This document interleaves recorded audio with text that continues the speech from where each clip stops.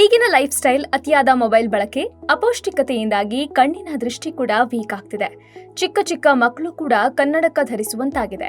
ಕಣ್ಣುಗಳು ಆರೋಗ್ಯವಾಗಿರಲು vitamin A ಸಮೃದ್ಧವಾಗಿರುವ ಆಹಾರವನ್ನ ಸೇವಿಸಬೇಕು ಎನ್ನಲಾಗುತ್ತೆ. ಆದರೆ ಇತರ ಪೋಷಕಾಂಶಗಳು ಸಹ ಅಗತ್ಯವಿದೆ.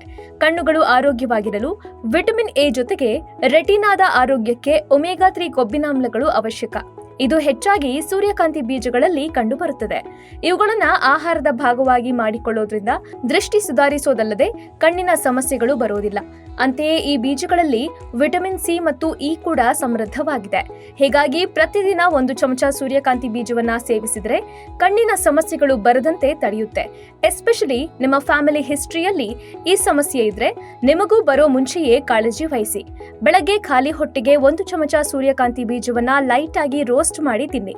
ಇದೇ ರೀತಿಯ ಇನ್ನಷ್ಟು ಹೆಲ್ತ್ ಅಂಡ್ ಬ್ಯೂಟಿ ಟಿಪ್ಸ್ಗಾಗಿ ಡಾಕ್ಟರ್ ಬಾಸ್ ಯೂಟ್ಯೂಬ್ ಚಾನೆಲ್ನ ಸಬ್ಸ್ಕ್ರೈಬ್ ಮಾಡಿ, ಹಾಗೆ ಬೆಲ್ ಐಕನ್ ಕ್ಲಿಕ್ ಮಾಡಿ.